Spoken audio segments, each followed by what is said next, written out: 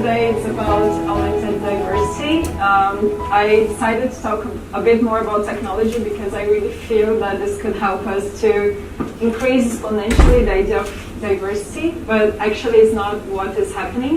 So I feel that especially artificial intelligence could help us as designers to bring this discussion to the table and make it like more available for like a bigger audience.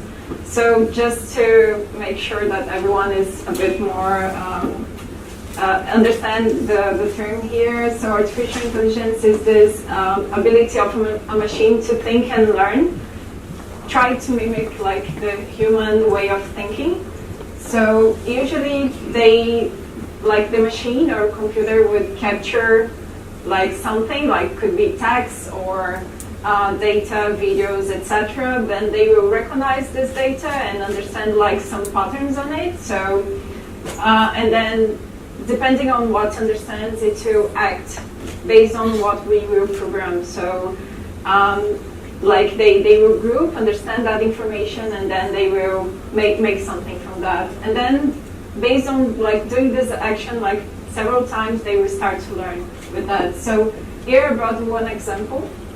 So thinking about computer vision, we have like this idea of trained computers to say like this is a dog. Could be like in several ways, like with some clothing and several situations, and then we start to teach them what's a dog. So the action would be like create an album or show me every morning, or so depending on what you want from that information, you could make an action as soon as they recognize it. And then like the learning would be sometimes this recognition is not exactly the right one. So after you have some confusions, you could start to say, okay, this is not a dog, or this is not what I really wanted you to do when you see that. So I think another thing that we have more in our day-to-day is like the application of like Spotify. So every single week, Spotify, like based on your pattern, things you listen, they will recommend you like a list of music, 30 music per week. And sometimes this playlist really doesn't make any sense. So you can start to say, okay, I really don't like it.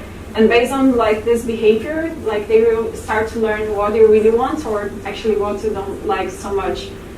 So thinking about this like example, so the AI, they always can automatize like actions. So the Spotify, I cannot go through all the lists and see like new artists. So it makes this idea like the user experience way more pleasurable and kind of a surprise for you, like you don't know exactly what to expect. It can predict what you would like or not, could select for you, and could enhance your experience. So thinking about like the recruiting process, a lot of companies, they receive so many curriculums like for any job application, and a lot of them are using AI to kind of pre-select this profile. So they go through, I don't know, thousands of curriculums, seeing like keywords and like somehow measuring the profile, what they really are interested about. But of course, then I think we, like the speakers before, Ethan also mentioned about the bias we could have with that.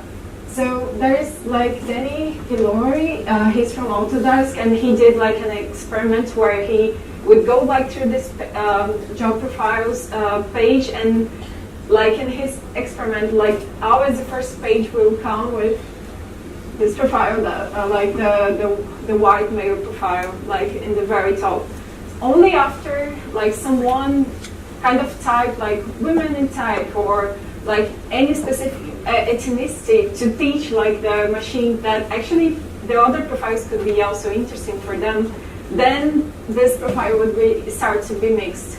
So like think about the impact of people who are applying for jobs that have as much experience as the other ones, and always being like in the second page or not being even selected because of like I don't know their color or any specific like study in a university that is not in Barcelona or something like that.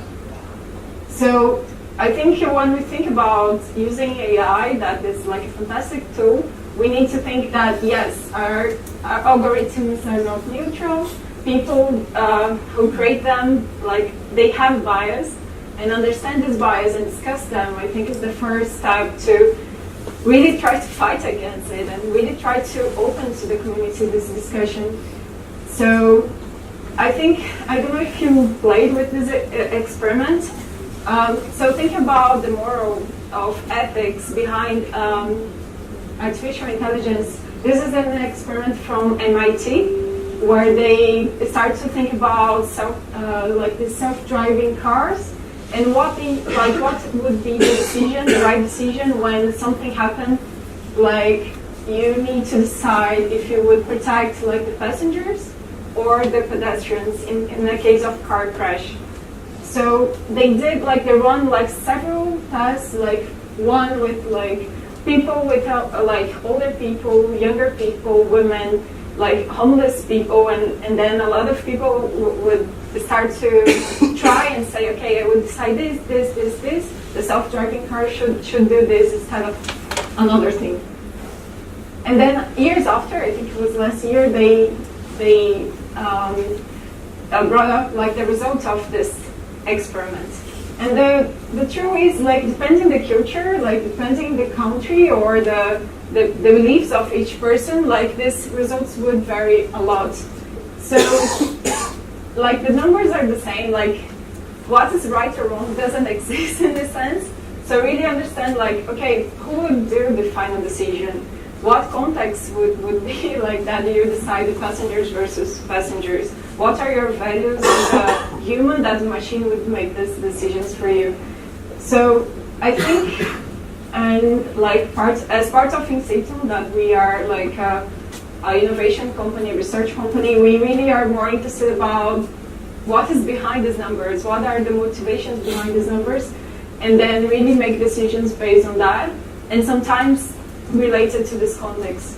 So if you think about, I think big data is fantastic, like really can bring us like a north about things that we should start to research, but big data, like the proper contextual research, I think it's what really can open our eyes and make us to design better and make better decisions. So this concept of big data versus big data is a term from Tricia Wong. She was a researcher like in Nokia back in time, and she was really trying to show, okay, even if the numbers were really great, maybe there's something here in this group, in this qualitative test, that is showing that not everything is so great as it should be. And so I think it always combine these two is very, very important.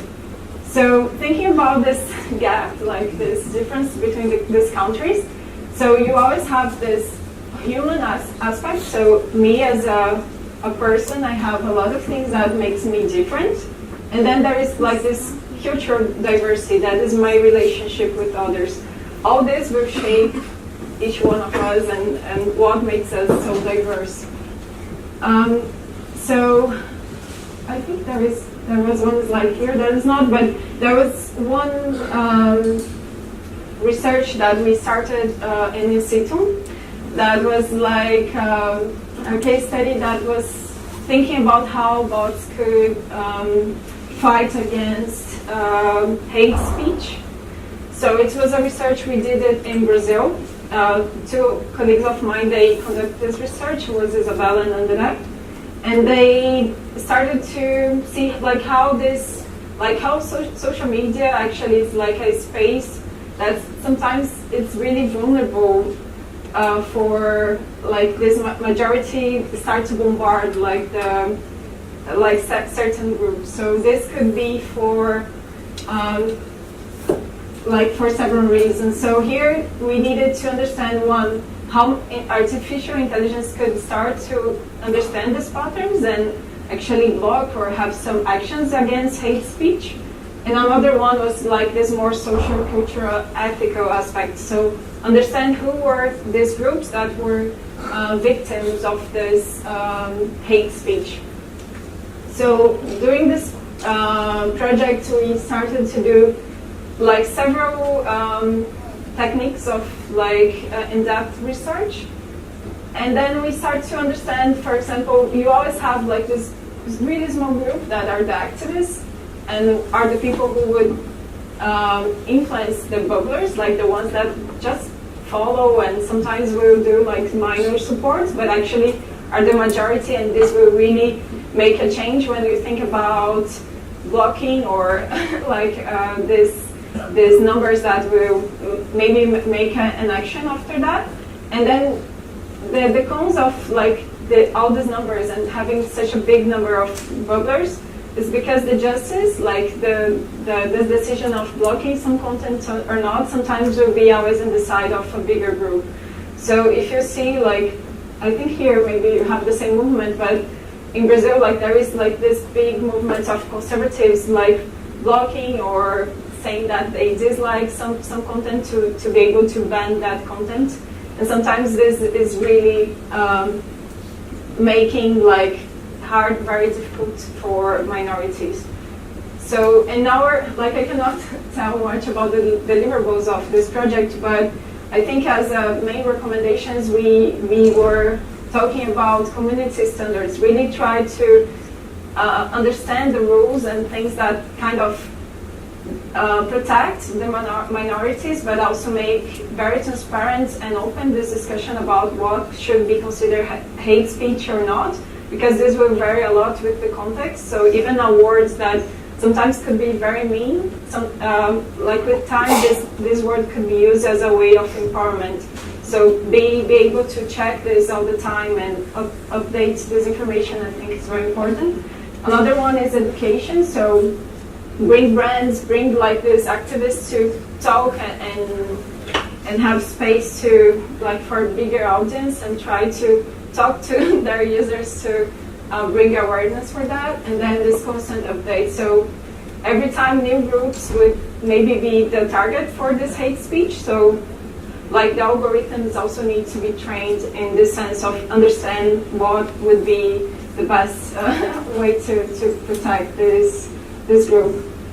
So in an overview, like what we can do to optimize so this augmented diversity, how as like different companies we can do that. So I think one of these answers would be understand that like a diverse approach is really good for business. So it's not just about helping these groups, but really understand that like these groups would like they really reflect how people really are. So here it's a phrase from Microsoft Design. They have a really nice toolkit about inclusive design. And it's not just about like involving more people to use our products. It's really like how to make better products, how to make better solutions, and this will reflect to like the whole population. So if you think about the use of, I don't know, computer vision that I just showed before, it could be for people with like vision impaired, but also for self-driving car or for so many other things. So as soon as you develop something that's good for a group, probably this could be escalated for a bigger group. So another thing is about having a diverse team design AI with you. So instead of a really homogeneous group, you can have like invite other people from different backgrounds to design with you. One example I really love, and like in opposite to Cortana, Alexa, that use like a very professional female voice, and this could be really biased. I really like the Common Voice from Mozilla. So it's an open source platform that you could donate your voice, or you could validate the voices that are already there, and then you could use like people with different accents to like, so it's not just one way to say things, or like each country has their own particularity, or people from different regions would say things in a different way. So why the voices from like an assistant need to be really the same? So I think here it's not just about, sometimes you are a small company and you cannot contract like a big team that would be super diverse, but you definitely can open up for the community to help you and to even to bring like up discussions about diversity in general. And I think that the last thing that I already mentioned is about combining big data and in-depth research. So I think in this sense, in Citum, that is the company I work for, is really our core. So right now we work for, I don't know, the main tech companies in the world, and we are really trying to help them to go behind the numbers and check like what is really important, like locally versus globally. So we have 7 offices around the globe, and we have a lot of countries that we have partners, more than 200 consultants, and I think this is what brings us like this diversity. And I think we have several case studies with visually impaired groups or like really minority groups, and it's very interesting to see how this intersects with their vision of how to apply technology. So just an invitation. So if you are like a curious person that really are interested about how to merge like in that research with like with technology, please let's talk during the break. We are always looking for people, and also if you are a company who are looking for help in this sense, I think we can also support your company. So that's it. Thank you. Let's design a more human world.